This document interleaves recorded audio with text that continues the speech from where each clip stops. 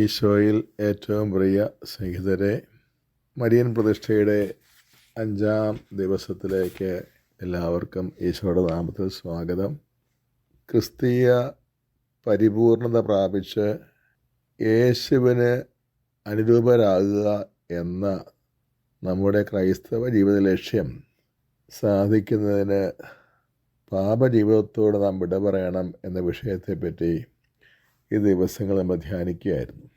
ഇന്നലെ പാപത്തിൻ്റെ വേര് നശിപ്പിക്കണം എന്ന വിഷയത്തെ പറ്റിയാണ് നമ്മൾ ചിന്തിച്ചത്. ഇന്നത്തെ വിഷയമാകട്ടെ പാപത്തിൻ്റെ കാരണങ്ങൾ വർജിക്കണം എന്നതാണ്.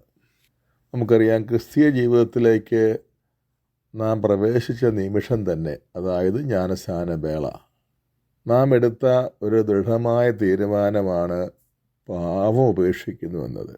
ഒരുപക്ഷെ അന്ന് നമുക്ക് തിരിച്ചറിവില്ലാത്ത കാലമായിരുന്നതിനാൽ നമ്മുടെ മാതാപിതാക്കളോ ജ്ഞാനസ്നാന പിതാക്കളോ നമുക്ക് വേണ്ടി ഈ തീരുമാനം ദൈവസന്നിധിയിൽ എടുത്തിട്ടുണ്ട്. കാരണം ക്രൈസ്തവ ജീവിതത്തിന് ഒട്ടും ചേർന്ന് പോകാത്തതാണ് പാപം. അതുകൊണ്ടാണ് ജ്ഞാനസ്നാന വേളയിൽ പാപം ഉപേക്ഷിക്കുന്നു എന്ന പ്രതിജ്ഞ ജ്ഞാനസ്നാനം സാധുവാകുന്നതിനൊരു വ്യവസ്ഥയാക്കി വെച്ചിരിക്കുന്നത്. മാമോദിസ മുങ്ങുന്നവർ പാപം ഉപേക്ഷിക്കാതെ മാമോദിസ മുങ്ങുകയാണെങ്കിൽ ആ മാമോദിസ വാസ്തവമാകുകയില്ല. എന്നാൽ പാപം ഉപേക്ഷിക്കാൻ സാധിക്കണമെങ്കിൽ അതിന് മുൻപ് പാപകാരണങ്ങൾ ഉപേക്ഷിക്കണം. പാപകാരണങ്ങൾ ഉപേക്ഷിക്കുകയാണ് പാപം ഉപേക്ഷിക്കാനുള്ള ഏക വഴി. പാപകാരണങ്ങൾ ഉപേക്ഷിക്കാതെ പാപം ഉപേക്ഷിക്കുന്നു പറയുന്നത് വൈരുദ്ധ്യമാണ്. നേരെ മറിച്ച് പാപകാരണങ്ങൾ ഉപേക്ഷിക്കുന്നതോടെ അതിൻ്റെ അനിവാര്യ ഫലം എന്ന വണ്ണം പാപത്തോടും നാം വിട പറയും. ഇതുകൊണ്ടാണ് ജ്ഞാനസ്നാന വ്രതത്തിൽ പാപം ഉപേക്ഷിക്കുന്നു എന്ന് മാത്രമല്ല നാം ഏറ്റുപറയുന്നത്, മറിച്ച് പാപവും പാപകാരണങ്ങൾ ഉപേക്ഷിക്കുന്നു എന്നാണ് പറയുന്നത്. പാപകാരണങ്ങളാണ് പാപത്തേക്കാൾ കൂടുതൽ വിനാശകരം. പാപകാരണമാകുന്നവർക്ക് ലഭിക്കാനിരിക്കുന്ന അതിഭയാനകമായ ശിക്ഷയെപ്പറ്റിയുള്ള യേശുവിൻ്റെ വാക്കുകൾ ഇതാണ് വ്യക്തമാക്കുന്നത്. മത്തായിയുടെ സുവിശേഷം 18-ാം അധ്യായം 6-ാം വാക്യം: എന്നിൽ വിശ്വസിക്കുന്ന ഈ ചെറിയവരിൽ ഒരുവന് ഇടർച്ച നൽകുന്നവൻ ആരായാലും അവന് കൂടുതൽ നല്ലത് കഴുത്തിൽ ഒരു വലിയ തിരികല്ല് കെട്ടി കടലിൻ്റെ ആഴത്തിൽ താഴ്ത്തപ്പെടുകയായിരിക്കും. എത്ര ദുഷ്ടമനുഷ്യർക്കും അവർ മരിച്ചു കഴിയുമ്പോൾ മാന്യമായി അവർക്കൊരു ശവസംസ്കാരം ലഭിക്കും. മാന്യമായൊരു ശവസംസ്കാരം അവർക്ക് ലഭിക്കും. ഈ ഭൂമിയിൽ 6 അടി മണ്ണ് ഏത് മനുഷ്യനും അവകാശപ്പെട്ടതാണ്. എന്നാൽ ഈശോയുടെ ഈ വാക്കുകളിൽ ഇടർച്ച കൊടുക്കുന്ന വ്യക്തി, അല്ലെങ്കിൽ പാപകാരണമാകുന്ന വ്യക്തിക്ക് ഈ ഭൂമിയിൽ ഒരിടത്തും അയാളെ സംസ്കരിക്കരുത്, കടലിൽ അയാളെ കെട്ടിത്താഴ്ത്തണമെന്ന് ഈശോ പറയുമ്പോൾ പാപത്തെക്കാളും പാപകാരണങ്ങളാണ് കൂടുതൽ ഭയാനകം, വിനാശകരം എന്ന് വ്യക്തമാക്കുകയാണ്. പാപ സാഹചര്യങ്ങളോടുള്ള ദീർഘകാല സംസർഗം പാപകാരങ്ങൾ ഉപേക്ഷിക്കുന്നത് വളരെ വൈഷമ്യമുള്ളതാക്കി തീർക്കും. എന്നാൽ ക്രിസ്തീയ പൂർണ്ണത പ്രാപിച്ച് യേശുവിന് അനുരൂപരാകുക എന്നതാണ് നമ്മുടെ ജീവിത ലക്ഷ്യം എന്നതുകൊണ്ട് പാപകാരങ്ങൾ ഉപേക്ഷിക്കാതെ മാർഗമില്ല. കാൽ വിരലുകൾക്കോ പാദത്തിനോ അനിയന്ത്രിതമായ പഴുപ്പ്, ഇൻഫെക്ഷൻ പിടിപെടുമ്പോൾ അത് മുറിച്ചു മാറ്റാൻ അത്തരം രോഗികൾ നിർബന്ധിക്കപ്പെടാറുള്ളത് നമുക്കറിയാമല്ലോ. അല്ലെങ്കിൽ ദിവസങ്ങൾ കടന്നു പോകുന്തോറും ഇൻഫെക്ഷൻ വർദ്ധിച്ച് അവരുടെ കാല് തന്നെ മുറിച്ച് മാറ്റപ്പെടേണ്ട ഒരവസ്ഥ എത്തും. ഇതുപോലെ തന്നെയാണ് പാപകാരണം ഉപേക്ഷിക്കാത്ത വ്യക്തികൾക്ക് സംഭവിക്കുന്നത്. പാപകാരണം ഉപേക്ഷിക്കാത്തവർ അവിചാരിതമായ സമയത്ത് പാപത്തിൽ, അതും മാരകപാപത്തിൽ വീഴാൻ സർവ്വസാധ്യതയുമുണ്ട്. ഈ ആമുഖ ചിന്തകളോടെ നമുക്ക് ഈ ദിവസത്തിൻ്റെ വിചിന്തനത്തിലേക്ക് പ്രവേശിക്കാം. ആമുഖം: പാപത്തിൻ്റെ വേര് നശിപ്പിക്കുന്ന പോലെ തന്നെ അടിയന്തരാവശ്യമാണ് പാപം ആവർത്തിക്കുന്നതിന് ഇടയാക്കുന്ന പാപകാരണങ്ങൾ ബോധപൂർവം വെടിയുക എന്നതും. പാപസാഹചര്യങ്ങൾ നിശ്ചയദാർഢ്യത്തോടെ ത്യജിക്കാത്തവരാണ് ഉപേക്ഷിച്ച പാപം വീണ്ടും വീണ്ടും ചെയ്യുന്നത്. മാനസാന്തരത്തിന് അവർ തയ്യാറല്ല എന്നതാണ് അത് സൂചിപ്പിക്കുന്നത്. പാപകാരണങ്ങൾ വർജിക്കാത്തവർക്ക് വിശുദ്ധ ഗ്രന്ഥം കടുത്ത താക്കീത് നൽകുന്നതിനെ പറ്റിയാണ് ഇനി നമ്മൾ കാണുന്നത്. പത്രോസിൻ്റെ 2-ാമത്തെ ലേഖനം അധ്യായം 2 വാക്യം 20 മുതൽ 22 വരെയാണത്. നമ്മുടെ കർത്താവും രക്ഷകനുമായ യേശുക്രിസ്തുവിനെ കുറിച്ചുള്ള അറിവ് മൂലം അവർ ലോകത്തിൻ്റെ മാലിന്യങ്ങളിൽ നിന്ന് രക്ഷ പ്രാപിച്ച ശേഷം വീണ്ടും അവയിൽ കുരുങ്ങുകയും അവയാൽ തോൽപ്പിക്കപ്പെടുകയും ചെയ്യുന്നെങ്കിൽ അവരുടെ അന്ത്യസ്ഥിതി ആദ്യത്തേതിനേക്കാൾ മോശമായിരിക്കും. കാരണം തങ്ങൾക്ക് ലഭിച്ച വിശുദ്ധ കൽപ്പനയെക്കുറിച്ച് അറിഞ്ഞിട്ട് അതിൽ നിന്ന് പിന്മാറുന്നതിനേക്കാൾ അവർക്ക് നല്ലത് നീതിയുടെ വഴിയെക്കുറിച്ച് അറിയാതിരിക്കുകയായിരുന്നു. നായ ഛർദ്ദിച്ചത് തന്നെ വീണ്ടും ഭക്ഷിക്കുന്നു, കുളിച്ച പന്നി ചെളിയിൽ വീണ്ടും ഉരുളുന്നു എന്ന പഴമൊഴി അവരെ സംബന്ധിച്ച് ശരിയാണ്. ഇനി നമ്മൾ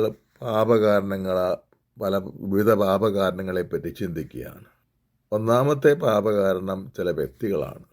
അവരിൽ നിന്ന് അകലണമെന്നതിനെപ്പറ്റി നമുക്ക് മനസ്സിലാക്കുകയാണ്. പാപകാരണങ്ങളിൽ പ്രധാനമായത് ചില വ്യക്തിബന്ധങ്ങളാണ്. അവരുമായുള്ള സമ്പർക്കം പിശാചിന് പ്രവേശിക്കാനുള്ള ഒരു വാതിലായി മാറിയിട്ടുണ്ട്. അഴുക്കിൽ ഈച്ച എന്ന പോലെ ഈ ദുഷിച്ച സംസർഗത്തിൽ സാത്താൻ വസിക്കുന്നു. തിന്മ ചെയ്യുന്ന കാര്യത്തിൽ മറ്റൊരു വ്യക്തിയോടും തോന്നാത്ത സ്വാതന്ത്ര്യം ഇത്തരം വ്യക്തികളോട് തോന്നുന്നെങ്കിൽ അവരുടെ കെണി തന്നെയാണ് പിശാച് ഒരുക്കി വച്ചിരിക്കുന്ന കെണി.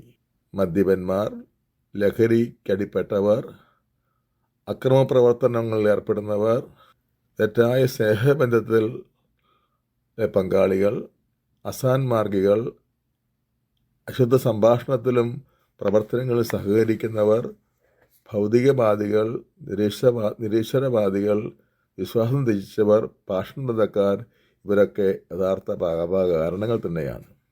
ഇനി ഇതിലോരോരുത്തരെയും പറ്റി നമുക്ക് വിശദമായി ചിന്തിക്കാം. മദ്യപാന കൂട്ടാളികളുമായി സംസർഗമരുത്.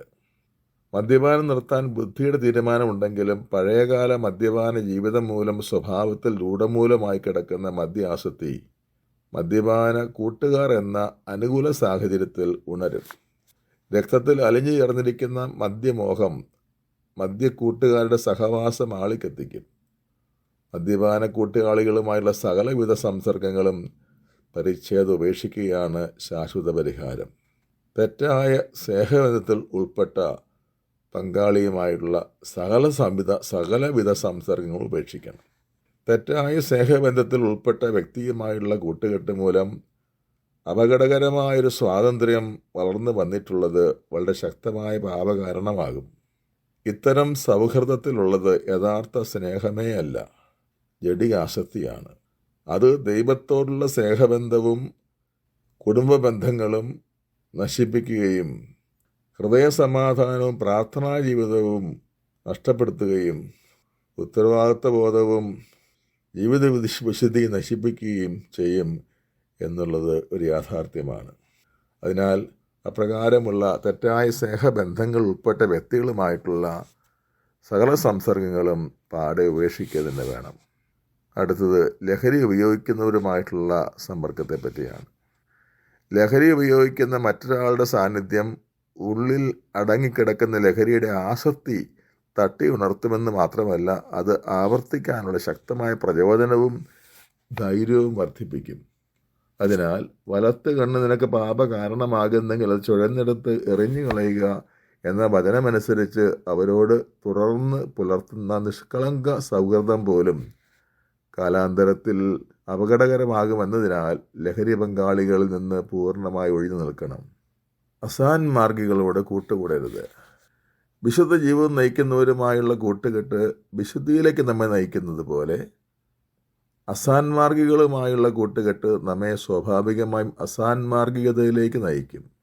അശ്ലീലം സംസാരിക്കുന്നവർ, ദ്വയാർത്ഥ പ്രയോഗം നടത്തുന്നവർ, അശ്ലീല കാഴ്ചകൾക്കോ അശ്ലീല പ്രവർത്തനങ്ങൾക്കോ പ്രേരിപ്പിക്കുന്നവർ, കൂട്ടുകൂടി മ്ലേച്ഛപ്രവൃത്തികൾ ചെയ്യാൻ ലജ്ജയില്ലാത്തവർ എന്നിവരൊക്കെ പിശാചിൻ്റെ ഏജന്റുമാർ തന്നെയാണ്. ഇത്തരം വ്യക്തികളുമായുള്ള യാതൊരു സമ്പർക്കവും അരുത്. അവിശ്വാസികളിൽ നകന്നു നിൽക്കണം. അവിശ്വാസികളുമായുള്ള സംസർഗം വിശ്വാസത്യാഗത്തിന് കാരണമാക്കും. കൊറിന്തോസ്യർക്ക് 2 ലേഖനത്തിന് 6 അധ്യായം 14 വാക്യത്തിൽ പൗലോസ് അപ്പോസ്തലൻ ശക്തമായി താക്കീത് തരികയാണ്, നിങ്ങൾ അവിശ്വാസികളുമായി കൂട്ടുചേരരുത്. അവിശ്വാസികളുമായിട്ടുള്ള അടുത്ത ഉറ്റ സ്നേഹബന്ധം ഒന്നാന്തരം ക്രൈസ്തവ വിശ്വാസം ഉണ്ടായിരുന്ന പലർക്കും അവിടെ വിശ്വാസത്തിൽ ക്ഷീണം സംഭവിച്ചതായി കണ്ടിട്ടുണ്ട്. വിശ്വാസം നഷ്ടപ്പെടുത്തിയവരുടെയും ഭൗതികവാദികളുടെയും നിരീശ്വരവാദികളുടെയും പാഷണ്ഡതക്കാരുടെയും അബദ്ധ സിദ്ധാന്തങ്ങൾ ഖണ്ഡിക്കാനുള്ള പ്രാപ്തിയും അറിവും നാം പ്രാപിച്ചു കഴിഞ്ഞിട്ടില്ലാത്തതിനാൽ അവരുമായിട്ടുള്ള എല്ലാ സംവാദങ്ങളും ഒഴിവാക്കുകയാണ് വിവേകവും ബുദ്ധിയും. പാപഹേതുക്കളായ വ്യക്തികളോട് യാതൊരു സമ്പർക്കവും വരുത്. കൊറിന്തോസ്യർക്ക് 2 ലേഖനത്തിൽ 6:17 പൗലോസ് അപ്പോസ്തലൻ പറയുകയാണ്, ഇത്തരം സുഹൃത്തുക്കളിൽ നിന്ന് പൂർണ്ണമായി വേർപിരിയണം. ആകയാൽ നിങ്ങൾ അവരെ വിട്ട് ഇറങ്ങി വരികയും അവരിൽ നിന്ന് വേർപിരിയുകയും ചെയ്യുവിൻ എന്ന് കർത്താവ് അരുളി ചെയ്യുന്നു. പാപഗതികളെ വ്യക്തികളെ വെറുക്കുന്നതോ മറക്കുന്നതോ കൊണ്ട് പ്രയോജനമുണ്ടാവുകയില്ല. അവരെ യേശുവിന് കൈമാറുകയാണ് ഏറ്റവും ഫലപ്രദമായ മാർഗം. ഇതുവഴി നാം പാപത്തിൽ നകന്നു നിൽക്കുന്നുവെന്ന് മാത്രമല്ല, അവരിൽ നിന്നുള്ള നമ്മുടെ അകൽച്ച മൂലം അവരും പാപസാഹചര്യങ്ങളിൽ നിന്ന് മോചിതരാകുകയും നാം തന്നെ അവരെ രക്ഷിക്കുന്നവരാകുകയും ചെയ്യുന്നു. പരസ്പരം പാപത്തിൻ്റെ പ്രലോഭന ഹേതു ആകുന്നതിന് പകരം പാപകരമായ കൂട്ടുകെട്ടിൽ നിന്ന് പരസ്പരം രക്ഷിക്കുന്ന യഥാർത്ഥ സുഹൃത്തുക്കളായി തീരുന്നു. ഇത്തരത്തിലുള്ള എല്ലാവിധ സംസർഗങ്ങളിൽ നിന്ന് പൂർണ്ണമായി ഒഴിഞ്ഞു നിൽക്കുക തന്നെ വേണം. അല്ലെങ്കിൽ ദുഷ്ടനായ പിശാച് പഴയ സൗഹൃദം വീണ്ടും പാപത്തിനുള്ള പഴുതാക്കി തീർത്തെന്ന് വരാം. എതിർവർഗത്തിൽപ്പെട്ടവരുമായി പ്രത്യേകിച്ച് ഉചിതമായ അകലം പാലിക്കുക ആവശ്യമാണ്. യേശുവുമായുള്ള ഗാഢബന്ധത്തിൽ വളരുകയാണ് പാപകാരണങ്ങളായ വ്യക്തികളുമായിട്ടുള്ള കൂട്ടുകെട്ട് അവസാനിപ്പിക്കാനുള്ള ശാശ്വതമായ പ്രതിവിധി. ഇതര പാപഹേതുക്കൾ. തിന്മയ്ക്ക് കാരണമാകുന്ന വ്യക്തികൾക്ക് പുറമെ മറ്റനവധി പാപ സാഹചര്യങ്ങളുണ്ടാകാം. തൊഴിൽ മേഖലകൾ, ജോലി സാഹചര്യങ്ങൾ, വിദ്യാലയങ്ങൾ, യാത്രാവേളകൾ, വിനോദ സഞ്ചാരാവസരങ്ങൾ, വിനോദങ്ങൾ, മറ്റ് സംഗമ സന്ദർഭങ്ങൾ, അനുചിത ധനസമ്പാദന മാർഗങ്ങൾ, മൊബൈൽ ഫോൺ മുതലായ മാധ്യമ ഉപകരണങ്ങൾ, സമ്പത്ത് എന്നിവയും പാപകാരണങ്ങളാകാം. ടെലിവിഷൻ, വീഡിയോ ഗെയിംസ്, ഇൻ്റർനെറ്റ്, സാമൂഹ്യ സമ്പർക്ക മാധ്യമങ്ങളായ Facebook, WhatsApp, YouTube, Instagram, Snapchat, TikTok, Netflix എന്നിവയും ഇവയ്ക്ക് സദൃശം മറ്റ് സംവിധാനങ്ങളും ഗുരുതരമായ പാപകാരണങ്ങളായേക്കാം. തിന്മയ്ക്ക് കാരണമാകുന്ന ഇടങ്ങൾ വിട്ടുപോരണം. അടുത്ത സംസർഗത്തിനുള്ള വേദികളായ വിദ്യാലയങ്ങൾ, ജോലി സ്ഥാപനങ്ങൾ, തൊഴിൽ മേഖലകൾ എന്നിവിടങ്ങളിൽ വെച്ച് തിന്മയ്ക്ക് വശംവദരായവർ ആ സാഹചര്യങ്ങളിൽ തുടരുന്നിടത്തോളം കാലം പാപത്തിൻ്റെ കാരണങ്ങളിൽ തന്നെയാണ് കഴിയുന്നത്. അത്തരം സാഹചര്യങ്ങളിൽ തിന്മയിൽ വീഴാതിരിക്കാൻ നിതാന്ത ജാഗ്രത പുലർത്തുക അത്യാവശ്യമാണ്. ഏറെ ശ്രമിച്ചിട്ടും വീണ്ടും വീണ്ടും പഴയ പാപങ്ങൾ വീണു പോവുകയാണെങ്കിൽ എന്ത് നഷ്ടം സഹിച്ചും ആ സ്ഥല സാഹചര്യങ്ങൾ വിട്ടുപോരുക തന്നെ ചെയ്യണം. യാത്രാവേളകൾ പാപ സാഹചര്യങ്ങളാക്കരുത്. അടുത്തിടപഴകാൻ ലഭിക്കുന്ന യാത്രാ അവസരങ്ങൾ മുതലെടുത്ത് സുഹൃത്തുക്കൾ അധാർമിക വ്യാപാരങ്ങൾക്ക് പ്രേരിപ്പിച്ചേക്കാം. വിശുദ്ധിയില്ലാത്ത എതിർവർഗത്തിൽപ്പെട്ടവരെ യാത്രാ പങ്കാളികളാക്കുന്നത് തീർച്ചയായും ഒഴിവാക്കണം. വിനോദസഞ്ചാരങ്ങൾ ആത്മീയ അപകടത്തിന് വഴിതെളിക്കുന്നതല്ലെന്ന് ഉറപ്പുവരുത്തേണ്ടതുണ്ട്. വ്യർത്ഥ വിനോദങ്ങൾക്കും അനുചിത സ്നേഹപ്രകടനങ്ങൾക്കും മദ്യപാനത്തിനും ലഹരി ഉപയോഗത്തിനുമൊക്കെ കാരണമാകുന്ന ഉല്ലാസ പാർട്ടികൾ, പ്രത്യേകിച്ച് DJ പാർട്ടികൾ, ബർത്ത്ഡേ പാർട്ടികൾ, വിവാഹ തലേന്നുള്ള ബാച്ചിലേഴ്സ് പാർട്ടികൾ, വിവാഹാഘോഷവുമായി ബന്ധപ്പെട്ട സൽക്കാര പാർട്ടികൾ, പ്രത്യേകിച്ച് മദ്യസൽക്കാര പാർട്ടികൾ തുടങ്ങിയ ആഘോഷ സംഗമങ്ങൾ വിവേകപൂർവ്വം ഒഴിവാക്കണം. ഈ ആഘോഷങ്ങൾ പാപകരമായ സന്തോഷങ്ങളിലേക്കും മദ്യപാനത്തിലേക്കും ലഹരി ഉപയോഗത്തിലേക്കും ആത്മാവിന് നാശം വരുത്തുന്ന സംഭാഷണങ്ങളിലേക്കും നയിക്കുമ്പോൾ ഇവ പാപത്തിൻ്റെ അടുത്ത കാരണങ്ങളാകുന്നു. സാമൂഹിക മാധ്യമങ്ങളുടെ ഉപയോഗം കർശനമായി നിയന്ത്രിക്കണം. ഉത്തരവാദിത്വ നിർവഹണത്തിനും പഠനത്തിനും കുടുംബ ബന്ധങ്ങൾക്കും പ്രാർത്ഥനയ്ക്കുമൊക്കെ തടസ്സമുണ്ടാക്കുന്നതും അധാർമിക ബന്ധങ്ങൾ പുലർത്താനും അശ്ലീല കാര്യങ്ങളിൽ മുഴുകാനും കാരണമായി തീരാവുന്ന സാമൂഹിക സമ്പർക്ക മാധ്യമങ്ങളുടെ ഉപയോഗം കർശനമായി നിയന്ത്രിക്കേണ്ടതാണ്. അവയിലൂടെ ഉണ്ടാകുന്ന പ്രലോഭനങ്ങൾ തുടക്കത്തിൽ തന്നെ ചെറുക്കാനുള്ള ആത്മസംയമനമില്ലെങ്കിൽ അവയുടെ ഉപയോഗം പൂർണ്ണമായി ഒഴിവാക്കുകയേ തരമുള്ളൂ. ധനാസക്തി എന്ന കെണിയിൽ വീഴാതിരിക്കാൻ ശ്രദ്ധിക്കണം. ധനം സമ്പാദിക്കാനുള്ള അമിത വ്യഗ്രത അടിസ്ഥാന പാപകരണം തന്നെയാണെന്ന് തിമോഥെയോസിന് എഴുതിയ 1-ാം ലേഖനത്തിൻ്റെ 6-ാം അധ്യായത്തിൻ്റെ 10-ാം വാക്യത്തിൽ ദൈവവചനം രേഖപ്പെടുത്തുന്നുണ്ട്. യേശു തന്നെയും മത്തായി 6:24 ഇപ്രകാരം പറഞ്ഞു: 2 യജമാനന്മാരെ സേവിക്കാൻ ആർക്കും സാധിക്കുകയില്ല. ദൈവത്തെയും മാമോനെയും സേവിക്കാൻ നിങ്ങൾക്ക് സാധിക്കുകയില്ല. ഇവിടെ മാമോൻ എന്നത് കൊണ്ട് ഉദ്ദേശിക്കുന്നത് ധനം തന്നെയാണ്. ലൂക്ക 12:15 ഈശോ ഇപ്രകാരം പഠിപ്പിച്ചു: ജാഗരൂകരായിരിക്കുവിൻ, എല്ലാ അത്യാഗ്രഹങ്ങളിൽ നിന്ന് അകന്നിരിക്കുകയും ചെയ്യുവിൻ. മനുഷ്യജീവിതം സമ്പത്ത് കൊണ്ടല്ല ധന്യമാകുന്നത്. ഈ വചനങ്ങൾ തരുന്ന മുന്നറിയിപ്പ് ദൈവഭയത്തോടെ സ്വീകരിച്ചുകൊണ്ട് സമ്പത്തിനോടും ഭൗതിക വസ്തുക്കളോടുമുള്ള ക്രമരഹിതമായ ആഗ്രഹങ്ങൾ കീഴടക്കി ഉള്ളതുകൊണ്ട് തൃപ്തി അടയാൻ നാം സന്നദ്ധരാകണം. യേശുവിനോടുള്ള സ്നേഹം നമ്മെ ശക്തിപ്പെടുത്തും. പാപകാരണങ്ങളോടുള്ള ഏറെ നാളത്തെ അടുപ്പം മൂലം അവയോട് വിട പറയാൻ വളരെ പ്രയാസം അനുഭവപ്പെട്ടേക്കാം. എന്നാൽ ക്രിസ്തുവിൻ്റെ സ്നേഹം ഇവയേക്കാളെല്ലാം ശക്തമായതിനാൽ അത് സാധ്യമാണ്. പൗലോസ് അപ്പോസ്തലൻ റോമാക്കാർക്ക് എഴുതിയ ലേഖനത്തിൻ്റെ 8-ാം അധ്യായത്തിൽ 35 മുതൽ വാക്യത്തിൽ നമ്മളെ അത് ഉദ്ബോധിപ്പിക്കുന്നുണ്ട്. ക്രിസ്തുവിൻ്റെ സ്നേഹത്തിൽ നിന്ന് ആരും നമ്മെ വേർപെടുത്തും? ക്ലേശമോ, ദുരിതമോ, പീഡനമോ, പട്ടിണിയോ, നഗ്നതയോ, ആപത്തോ, വാളോ? നമ്മെ സ്നേഹിച്ചവൻ മുഖാന്തരം ഇവയിലെല്ലാം നാം പൂർണ്ണ വിജയം വരിക്കുന്നു. മിസ്റ്റർ ലീവ്സ് ന്യൂമാർട്ട് ഫോർട്ടിൻ്റെ ഉപദേശം നമുക്ക് ശ്രമിക്കാം. ട്രൂ ഡിവോഷൻ ടു മേരി, അല്ലെങ്കിൽ യഥാർത്ഥ മരിയഭക്തി എന്ന ഗ്രന്ഥത്തിലെ 152-ാം ഖണ്ഡികയിൽ നിന്നാണിത്. തിന്മയ്ക്കെതിരെയുള്ള ഈ പോരാട്ടത്തിൽ പരിശുദ്ധ മറിയത്തോടുള്ള ഭക്തി വലിയ സഹായമാകുമെന്നാണ് മിസ്റ്റർ ലൂയിസ് ന്യൂമാർട്ട് ഫോർട്ട് പഠിപ്പിക്കുന്നത്. അദ്ദേഹത്തിൻ്റെ വാക്കുകൾ: വേറെ മാർഗത്തിലൂടെയും നമുക്ക് ദൈവവുമായി ഐക്യപ്പെടാം. പക്ഷേ മറ്റ് വഴികൾ സ്വീകരിച്ചാൽ വളരെയധികം കുരിശുകളും പ്രതിബന്ധങ്ങളും പ്രയാസങ്ങളും മരണാപകടങ്ങളും തരണം ചെയ്തേ മതിയാകൂ. അവ തരണം ചെയ്യുക വളരെ ബുദ്ധിമുട്ടായി തോന്നിയേക്കാം. എന്നാലോ മറിയമാകുന്ന വഴിയിലൂടെ ആണെങ്കിൽ നമുക്ക് സുഖമായും സ്വസ്ഥമായി സഞ്ചരിക്കാം. നാമും ഉഗ്ര സമരം ചെയ്യുകയും വലിയ പ്രയാസങ്ങൾ നേരിടുകയും വേണം. പക്ഷേ സ്നേഹം നിറഞ്ഞ ഈ അമ്മ തൻ്റെ വിശ്വസ്ത സേവകരുടെ തൊട്ടരികിൽ നിന്ന് അന്ധകാരം അകറ്റുന്നു, സംശയങ്ങളിൽ അവരെ പ്രകാശിപ്പിക്കുന്നു, ആശങ്കകളിൽ ആശ്വാസമരുളുന്നു, സമരങ്ങളിലും ക്ലേശത്തിലും ശക്തി നൽകുന്നു. ക്രിസ്തുനാഥനെ അന്വേഷിക്കുന്നവർക്ക് ഈ നവീന മാർഗം മറ്റുള്ളവയെ അപേക്ഷിച്ച് കൂടുതൽ മനോഹരവും സുഗമവുമാണ്. ഇതര വഴികളോട് തുലനം ചെയ്യുമ്പോൾ മധുവും റോസപ്പൂക്കളും നിറഞ്ഞതാണ് ഈ വഴി. വിശുദ്ധ ഗ്രന്ഥ വായന. മത്തായിയുടെ സുവിശേഷം 18-ാം അധ്യായം 6 മുതൽ 9 വരെ വാക്യങ്ങൾ. യേശു അരുളി ചെയ്തു: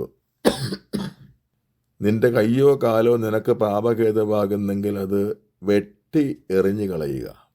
ഇരു കൈകളും ഇരു കാലുകളും ഉള്ളവനായി നിത്യാഗ്നിയിൽ എറിയപ്പെടുന്നതിനേക്കാൾ നല്ലത് അംഗഹീനനോ മുടന്തനോ ആയി ജീവനിലേക്ക് പ്രവേശിക്കുന്നതാണ്. നിന്റെ കണ്ണ് നിനക്ക് ദുഷ്പ്രേരണയ്ക്ക് കാരണമാകുന്നെങ്കിൽ അത് ചുഴന്നെടുത്ത് എറിഞ്ഞു കളയുക. ഇരു കണ്ണുകളോടും കൂടെ നരകാഗ്നിയിൽ എറിയപ്പെടുന്നതിനേക്കാൾ നല്ലത് ഒരു കണ്ണുള്ളവനായി ജീവനിലേക്ക് പ്രവേശിക്കുന്നതാണ്. പ്രാർത്ഥന.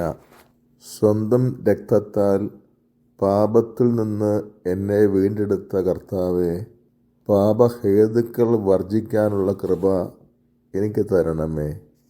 പാപത്തിന് കാരണമായ വ്യക്തികളെ എല്ലാം എൻ്റെ ഹൃദയത്തിൽ നിന്ന് നീക്കി അങ്ങ് അതിൽ വാസമുറപ്പിക്കണമേ. അവരെ ഞാൻ അങ്ങേക്ക് കൈമാറുന്നു. അവരോടുള്ള അവിശുദ്ധ ബന്ധത്തിൽ നിന്ന് എന്നെ സ്വതന്ത്രനാക്കണമേ. സകല വിഗ്രഹങ്ങളിൽ നിന്ന് ഞാൻ നിങ്ങളെ നിർമ്മലരാക്കും എന്ന അങ്ങേ വാഗ്ദാനമനുസരിച്ച് സമ്പത്ത്, സുഖലോലുപത, ഭൗതിക വസ്തുക്കൾ, സ്ഥാനമാനങ്ങൾ, പ്രശസ്തി, ആഡംബരങ്ങൾ എന്നിവയോടുള്ള പ്രതിപത്തിയിൽ നിന്നും നിർബന്ധബുദ്ധി, മത്സരബുദ്ധി എന്നിവയിൽ നിന്നും എന്നെ മോചിപ്പിക്കണമേ. ഈശോയെ, ഇനിമേൽ എൻ്റെ ഹൃദയത്തിൻ്റെ പ്രാണനാഥനും ഭരണകർത്താവും സർവസ്വവും അങ്ങാകണമേ. എൻ്റെ സ്നേഹത്തിൻ്റെ ഏക വിഷയം അങ്ങ് തന്നെ ആയിരിക്കണമേ. മറ്റെല്ലാ സ്നേഹങ്ങളും അങ്ങയോടുള്ള സ്നേഹത്തെ പ്രതിയും അതിന് യോജിച്ച വിധവും ക്രമവൽക്കരിക്കണമേ. എൻ്റെ ബലഹീനതയിൽ അങ്ങയുടെ ശക്തി കൂടുതൽ ചൊരിയണമേ. എന്നെക്കാളും എൻ്റെ ജീവനേക്കാളും അധികം അങ്ങയെ സ്നേഹിക്കുവാൻ എന്നെ സഹായിക്കണമേ. ആമേൻ. സൽകൃത്യം. ജോലിക്കും പഠനത്തിനും മാത്രമായി സാമൂഹ്യ മാധ്യമങ്ങളുടെ ഉപയോഗം പരിമിതപ്പെടുത്തുക. സുവിശേഷവൽക്കരണത്തിന് അവ ഉപയോഗിക്കുകയും ചെയ്യുക.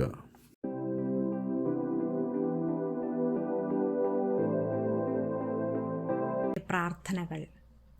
പരിശുദ്ധാത്മാവേ വരേണമേ. പരിശുദ്ധാത്മാവേ വരേണമേ. അങ്ങേ ഇഷ്ടദാസിയായ പരിശുദ്ധ മറിയത്തിൻ്റെ വിമല ഹൃദയത്തിൻ്റെ ശക്തമായ മധ്യസ്ഥത വഴി എന്നിൽ വന്ന് നിറയണമേ. എന്നിൽ വസിച്ച് എന്നെ നയിക്കുകയും ചെയ്യണമേ. സൃഷ്ടാവേ വരിക. സൃഷ്ടാവേ വരിക. സൃഷ്ടാവായ പരിശുദ്ധാത്മാവേ വരിക. ഞങ്ങളുടെ ആത്മാക്കളിൽ വാസമുറപ്പിക്കുക. കൃപയും സ്വർഗീയ സഹായവുമായി വരിക. അങ്ങ് സൃഷ്ടിച്ച ഹൃദയങ്ങളെ നിറയ്ക്കുക. ശ്രേഷ്ഠനായ സഹായക, അങ്ങയോട് ഞങ്ങൾ അപേക്ഷിക്കുന്നു. അത്യുന്നതൻ്റെ ഏറ്റവും ഉന്നതമായ ദാനമേ, ജീവന്റെ ഉറവയെ, സ്നേഹാഗ്നിയെ, മധുരിക്കും സ്വർഗീയ അഭിഷേകമേ, അങ്ങ് അറിയപ്പെടുന്നത് 7 ദാനങ്ങളാലാണല്ലോ. ദൈവകരങ്ങളിലെ വിരലുകൾ ഞങ്ങൾക്ക് സ്വന്തം. പിതാവിൻ്റെ വാഗ്ദാനം അവിടുന്നാണ്. ശക്തിയുടെ സ്രോതസ്സായ അഗ്നിനാവേ, ഞങ്ങളുടെ പഞ്ചേന്ദ്രിയങ്ങളെ പ്രകാശിപ്പിക്കുക. ഹൃദയത്തെ സ്നേഹത്താൽ ജ്വലിപ്പിക്കുക. ആഴമുള്ള ക്ഷമയും ഉന്നതമായ പുണ്യങ്ങളും ജഡത്തിൻ്റെ ബലഹീനതയെ അതിജീവിക്കാനായി ഞങ്ങൾ ഭയക്കുന്ന ശത്രുവിൽ നിന്നും അകലേക്ക്, അങ്ങ് നൽകുന്ന യഥാർത്ഥ സമാധാനത്തിലേക്ക്. അങ്ങയുടെ സഹായത്താൽ ജീവന്റെ പാതയിൽ നിന്ന് ഞങ്ങൾ ഒരിക്കലും വ്യതിചലിക്കാതിരിക്കട്ടെ. അങ്ങയുടെ കൃപയുടെ സമൃദ്ധിയാൽ പിതാവിനെയും പുത്രനെയും ഞങ്ങൾ അറിയട്ടെ. നിത്യമായും അങ്ങയെ മഹത്വപ്പെടുത്തട്ടെ. ഓ സനാതനമായ ആത്മചൈതന്യമേ സ്വസ്തി. എല്ലാ കാലവും സകല മഹത്വവും പിതാവിനും മരിച്ചവരിൽ നിന്നുയർത്ത പുത്രനും പരിശുദ്ധാത്മാവിനും ഉണ്ടായിരിക്കട്ടെ. ആമേൻ. സ്വർഗീയ താരകമേ. സ്വർഗീയ താരകമേ, ദീപ്തമായ സമുദ്രതാരമേ സ്വസ്തി. ദൈവമാതാവേ സ്വസ്തി. കന്മഷമില്ലാത്ത കന്യക, സ്വർഗീയ വിശ്രമത്തിൻ്റെ വാതിൽ. ഗബ്രിയേലിൽ നിന്ന് വന്ന മധുരമായ ആ അത്ഭുതം ഉൾക്കൊണ്ട് ഞങ്ങളിൽ സമാധാനം നിറയ്ക്കുക. ഹവ്വയുടെ നാമം നീ മാറ്റി ബന്ധിതരുടെ ചങ്ങലകൾ തകർക്കുക. അന്ധർക്ക് കാഴ്ച പകരുക, ഞങ്ങളുടെ രോഗങ്ങൾ മാറ്റുക, സകല അനുഗ്രഹങ്ങളും ചൊരിയുക. ഒരമ്മയായി കൂടെയുണ്ടാവണമേ. ദൈവവചനം ഞങ്ങൾക്കു വേണ്ടി അങ്ങയുടെ മകനായി പിറന്നു. അങ്ങയുടെ മധ്യസ്ഥതയിലൂടെ ഞങ്ങളുടെ പ്രാർത്ഥന സമർപ്പിക്കുക. മഹത്വപൂരിതയായ കന്യകേ, ദയയുള്ളവരിൽ ദയാവാരിധേ, കന്മഷരഹിതേ, ഞങ്ങളെ സംരക്ഷിക്കുക. ശുദ്ധരും കളങ്കരഹിതരുമായി ഞങ്ങളുടെ ജീവിതങ്ങളെ കറയില്ലാതെ കാക്കുക. പാതകളെ സുരക്ഷിതമാക്കുക. ക്രിസ്തുവിൽ ഞങ്ങൾ പൂർണ്ണ സന്തോഷം കണ്ടെത്തുന്നതുവരെ. ഉന്നതങ്ങളിൽ വസിക്കുന്ന പിതാവിനും പുത്രനും പരിശുദ്ധാത്മാവുമായ സർവശക്തനായവന് സകല മഹത്വവും. ആമേൻ. മറിയത്തിൻ്റെ സ്തോത്രഗീതം. മറിയം പറഞ്ഞു, എൻ്റെ ആത്മാവ് കർത്താവിനെ മഹത്വപ്പെടുത്തുന്നു. എൻ്റെ ചിത്തം എൻ്റെ രക്ഷകനായ ദൈവത്തിൽ ആനന്ദിക്കുന്നു. അവിടുന്ന് തൻ്റെ ദാസിയുടെ താഴ്മ കടാക്ഷിച്ചു. ഇപ്പോൾ മുതൽ സകല തലമുറകളും എന്നെ ഭാഗ്യവതി എന്ന് പ്രകീർത്തിക്കും. ശക്തനായവൻ എനിക്ക് വലിയ കാര്യങ്ങൾ ചെയ്തിരിക്കുന്നു. അവിടുത്തെ നാമം പരിശുദ്ധമാണ്. അവിടുത്തെ ഭക്തരുടെ മേൽ തലമുറകൾ തോറും അവിടുന്ന് കരുണ വർഷിക്കും. അവിടുന്ന് തൻ്റെ ഭുജം കൊണ്ട് ശക്തി പ്രകടിപ്പിച്ചു. ഹൃദയവിചാരത്തിൽ അഹങ്കരിക്കുന്നവരെ ചിതറിച്ചു. ശക്തന്മാരെ സിംഹാസനത്തിൽ നിന്ന് മറിച്ചിട്ടു. എളിയവരെ ഉയർത്തി. വിശക്കുന്നവരെ വിശിഷ്ട വിഭവങ്ങൾ കൊണ്ട് സംതൃപ്തരാക്കി. സമ്പന്നരെ വെറും കൈയോടെ പറഞ്ഞയച്ചു. തൻ്റെ കാരുണ്യം അനുസ്മരിച്ചുകൊണ്ട് അവിടുന്ന് തൻ്റെ ദാസനായ ഇസ്രായേലിനെ സഹായിച്ചു. നമ്മുടെ പിതാക്കന്മാരായ അബ്രഹാത്തോടും അവൻ്റെ സന്തതികളോടും എന്നേക്കുമായി ചെയ്ത വാഗ്ദാനം അനുസരിച്ചു തന്നെ.